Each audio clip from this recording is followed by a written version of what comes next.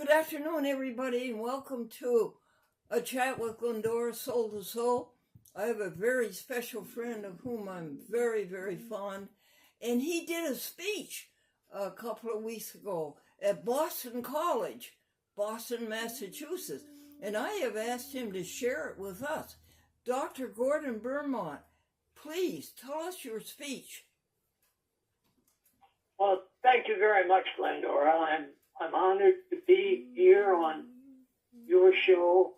As you know, I've been a great fan of your show for a long time.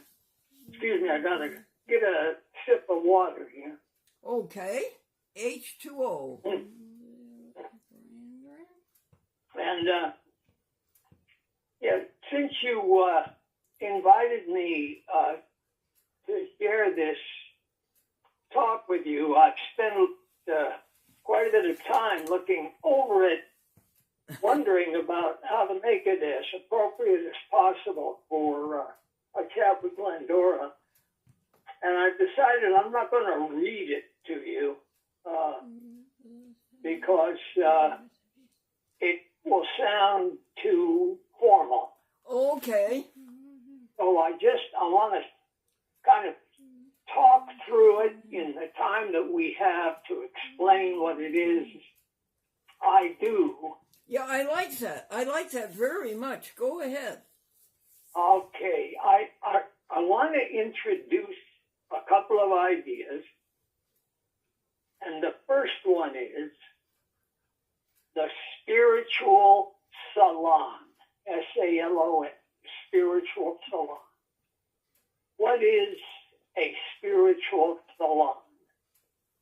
Well, it's an opportunity to have a conversation about spiritual things that is not locked into any particular denomination or religious commitment, and it is not locked into any academic limitation of being only theology or only religious philosophy or only religious psychology.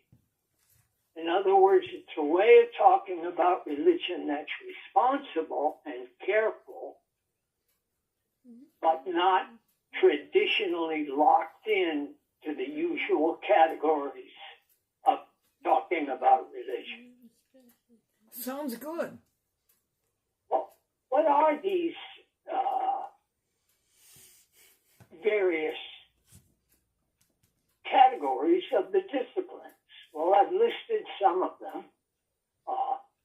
Some people work as religious philosophers, others as theologians.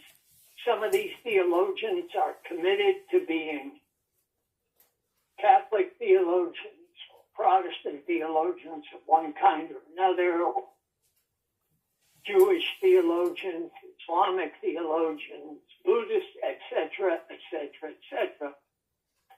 And when they're wearing the hat of that discipline, then their languages, as they communicate with each other, have a lot of limitation because there are certain rules of the game that they've accepted in how you talk to each other. And in particular, what they need to do and what they commit themselves to doing is being rational. Well, it turns out that being rational puts considerable limitation onto one's efforts to say what's in your heart when you're talking about religion. Yeah. I would think so. And I think that what I'd like to emphasize is that if one is talking about religion without putting one's own heart into it, there'll always be an emotional gap between the speaker and the listener, or the writer and the reader, that reduces the impact, reduces the influence, reduces the benefit for the listener or the reader for what the speaker or the writer is trying to project. And the notion of a spiritual salon is just to create an atmosphere where the discussion can be responsible and careful without being locked into any of these disciplinary sets of limitations. I hope that's clear. What are the characteristics of any conversation at all? There's a presenter and a receiver. But in a conversation, sometimes you're the presenter and sometimes you're the receiver. But there are other roles that can arise if you're talking about a spiritual salon in which some people have put together this salon and are taking responsibility for it. What do I mean by that? Consider the role of an editor. If I'm the editor of a magazine or a book having to do with religion, then as the editor, I'm going to set some standards for what goes in and what doesn't go in.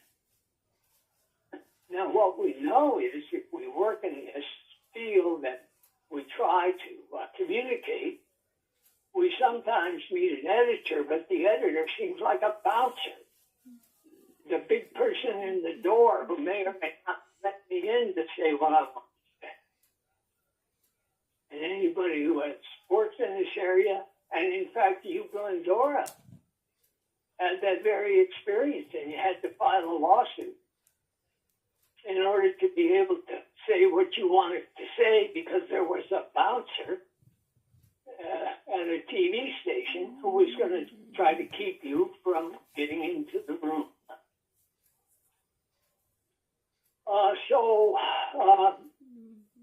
The salon is the place where we're not going to have those kinds of difficulties. So we're not just talking about communication, we're talking about conversation. We're talking about everybody getting a voice.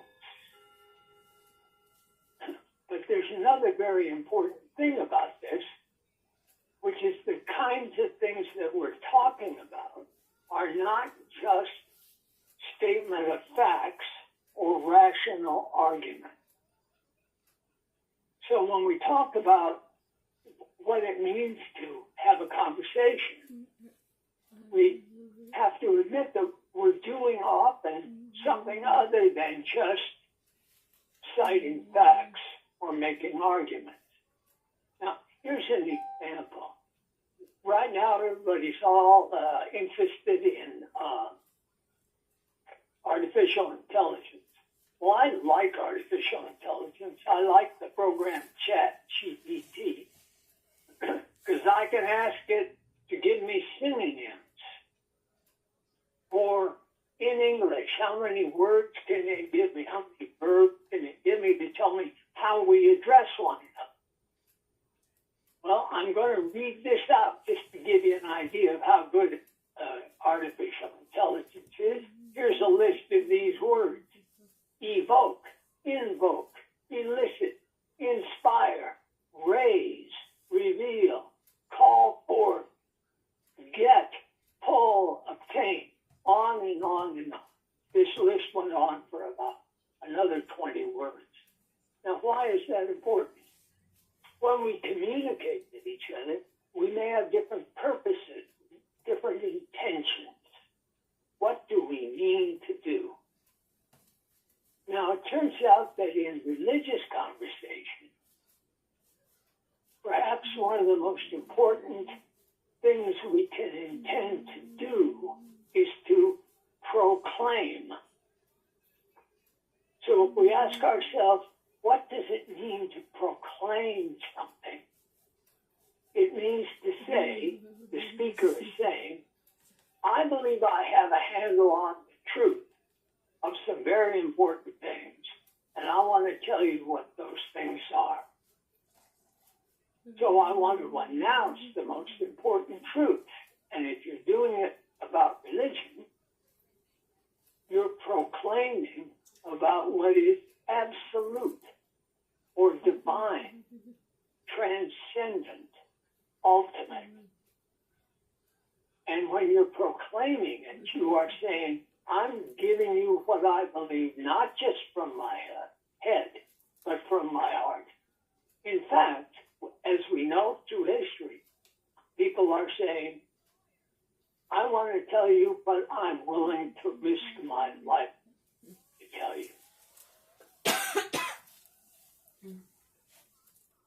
Now, when we get to this level of communication, where people are being heartfelt, telling you what's in their heart, what they're willing to sacrifice in order to talk to you about it, they often are speaking figuratively. They use figures of speech. They use similes or metaphors, personifications. There's a whole list of figures of speech that enter into religious conversations. Just consider, we know very well, Jesus spoke in parable. Parable, exactly a figure of speech. So we have an issue here. No, you're just getting a call from somebody named David V. Hello? Hi, David. David, can I call? Yeah, David, can I call you back later, honey? I'm in the middle of a call. Yeah, no problem. I love you. I'll call you. All righty. Bye-bye, dear. Dr. Bermant, would you repeat that sentence? Yeah. Religious conversation often takes the form of proclamation, where one person is proclaiming what he or she takes to be the religious truth. That claim, that proclamation, is more than a intellectual, logical assertion. It comes from the speaker's heart. And the speaker is also willing to sacrifice sometimes, sacrifice a lot, on behalf of the truth that he or she is expressing. In order to make these emotional proclamations, we rely heavily on figurative language. And I was just before the call came in, I mentioned that Jesus is well known for having conversed in parables. In order to make the point, Jesus did not just assert as simply as he could what the moral principle was. He would tell a story. And the people who heard him understood his meaning better because they could relate to it in everyday terms that he dressed his message up in. There's nothing unusual about this. We do it all the time. But when we go now over history, over time, and we're trying to explain or proclaim what we take to be a religious truth, and we want to use figurative language, similes, metaphors, parables, allegories, to do this, how do we avoid telling myths?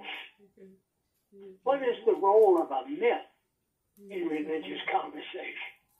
And in particular, are mythologies, or is mythology, an appropriate language to use when talking about our deepest religious sentiments?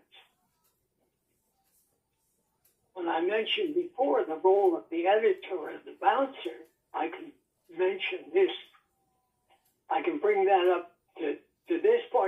conversation by saying, if a myth knocks on the door of the spiritual salon, should the bouncer let it in? Why is this important?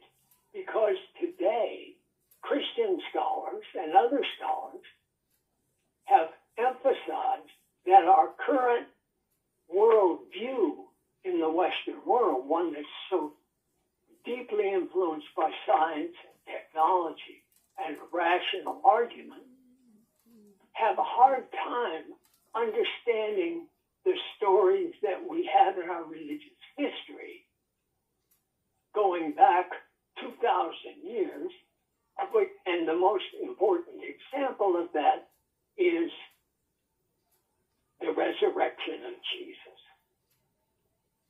How are modern Christians supposed to deal with the story of the resurrection? Is it just a myth? And if it's not just a myth, what is it? And if it is a myth, is it the kind of myth that we can nevertheless draw an important religious message from? Now, what my talk at Boston College was about were some of the examples of this that figure in modern Christian circles. And it's really very valuable and very interesting for anybody who cares about this to just, you can do so much of it online, is to look online to find out what's going on among people who think about this and write about this all the time. What are they saying and what arguments are they having? And what can I, as a consumer of this information, what can I learn about how does it influence my understanding?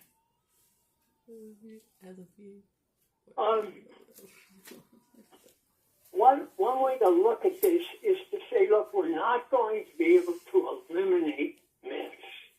And this was the view of a great Lutheran theologian of the middle part of the 20th century, Rudolf Bultmann, a German, who argued we can't eliminate myth.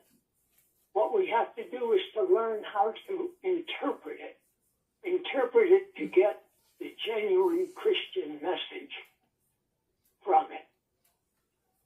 And the first thing that Bultmann said was, what's happened is that in our desire to be liberal, in our desire to be modern and scientific, we may have thrown away too much of the importance of the Christian message.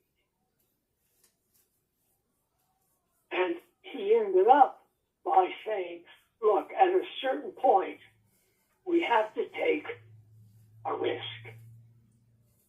We have to realize that we are dealing with issues in our lives that require trust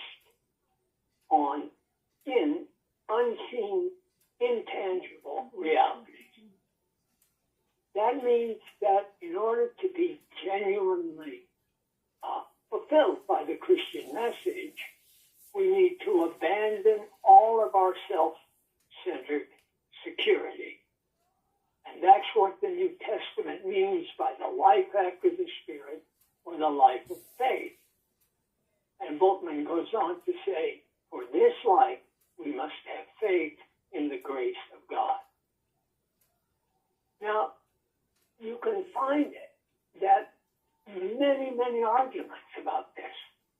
I mean, my personal view, and I'm not a committed Christian by any means, my personal view is that Bultmann's view is beautiful. It has a certain beauty to it, but it doesn't have proof.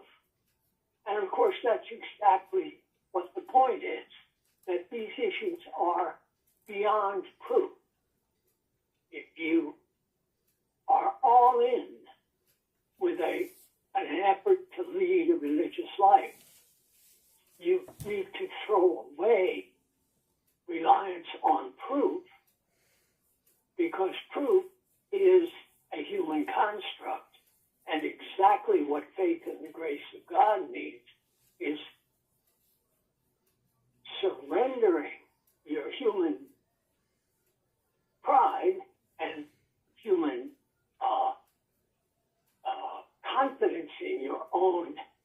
rationality and analytic ability and simply trust in the message. Now, that's an awful lot to take on board. And a number of others disagree with this. And the ways in which they disagree are, in fact, the stuff of arguments in modern Christian theology. And one can generalize that then by saying that as almost anyone who has confronted his or her own Christian upbringing or Christian training growing up, at a certain point you face the question of history. How should I respond to claims, biblical claims, and church claims that are defending earlier biblical claims that have to do with what happened 3 days after Jesus was crucified and put into the cave? What really is the message about what happened 3 days later? And this gets us really to the heart of our religious understanding. We face a historical dilemma. What should we trust, and why should we trust it? Now, one way to get some additional perspective on this is to look at religions where that kind of trust is not asked for, and where there's an obvious reliance on myth, and that reliance on myth is so obvious that no one expects you to accept it as a historical matter. And the example that I know best, because it represents my own, the tradition, the religious tradition that I've accepted for myself, is the structure of what's called Pure Land Buddhism, and in particular, a form of Japanese Buddhism that is called True Pure Land Jodo Shinshu. This is one form of what's sometimes called the Greater Path Mahayana, or Northern Buddhist tradition, which began in India several hundred years BC and then migrated through China, Korea, Japan, and into the United States at the end of the 19th century. There's a huge mountain of scholarship about all this. But for a long time, the beauty of the teaching here is that it has not attempted to reach scholars and intellectuals and highly educated people. Quite the contrary, it has focused on the spiritual needs and competencies of ordinary folks. And religiously, spiritually, one of the lessons, which I think is true both in Christianity and in Buddhism, is that we should all concentrate on understanding our own ordinariness, each and every one of us. But in the case of Pure Land Buddhism, the myth is the story of a person whose name was Dharmakara in Sanskrit, and it doesn't matter, he could have been called Albert, it really doesn't matter what his name is, but he aspires to Buddhahood. He wants to become a Buddha. So he goes to his teacher and says, more than anything else, I know that you, my teacher, are a Buddha, and that's where I want to be.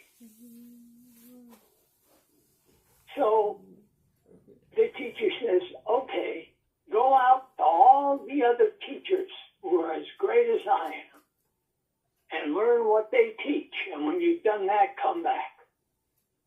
So he sends him on this mission does come back. After how long? The text, scripture says, after how long? How long was he gone? Well, the answer, about 5 billion years. Now, right away, you know you're out of history. This can't be. 3 minutes. So all of a sudden you say, well, I can't take 5 billion years seriously. And you say, well, all right, don't take. But just think, that's not the point. The point is that you can go and you can learn and you come back. Whether it takes you 24 hours or your entire life is not the point. It is the trip that matters. And that's the beginning of the religion. This fellow goes out and he comes back and he makes, on the basis of what he has learned, a series of vows, of promises. Now we're at the heart of religion because people are making promises for which they will make great sacrifices. Now, I cannot possibly believe that this actually happened. I understand this as 1 minute. a story that's being told in highly figurative, even mythical language. And I don't care. It's wonderful. It guides me to my deepest places when I understand that no matter what the effort may be, the message is gratitude for what is available to me in the world. It's beyond belief, and yet it is everything that I need to know. So this brings us back to the beginning, that a trope, a personification, the use of figurative language can be woven into a story, which you can call a myth, that teaches lessons, that allows us Right, 28 minutes. full openness and full acceptance of the beauty and the ugliness and the entirety of the world as it presents itself to us. And we are moved through that consideration to both gratitude and a sense of understanding and serenity. I can say to begin with, I open my mouth, I make a mistake. So it's better for me to remain quiet and have an image and a posture. The image is the notion of this mythical person who went out and became a Buddha himself, the Buddha of wisdom and compassion, made a Buddha. And the gesture is the well-known gesture of namaste, or gasho, of holding hands, pressed together, placed just under the chin. This is a symbol, a non-verbal metaphor. So it's a figure now, not of speech, but a posture of non-duality. The hands placed together reference a singularity, a unity. And the image of Amida Buddha can be in the form of a human being with a robe. But we recognize that these images, these symbols, are there because we do not have the capacity to understand the abstraction of unity, the abstraction of a complete unity of the world. And so if like me right now, I'm chattering away. If we're moved to speak, we might think of speaking the name of this Buddha, the Buddha of 30 minutes. wisdom and compassion. Chinese, the word is Amida, means beyond measurement, limitless wisdom and compassion. And this brief poem is how That's how many minutes we've done so far, 30 minutes. When I call Amida's name, it is Amida calling me. His voice and my voice are one voice. I gasho. I put my hands together under my chin with 31 minutes. all the wisdom and compassion I can. This is the transcendent other, the absolute, the divine, the transcendent, sounding together. And with this, I am at home in the spiritual salon. Thank you, thank you, thank you. That's it for me, Glendora. And gratitude to you, Dr. Gordon Bermant. A Chat with Glendora. Amen.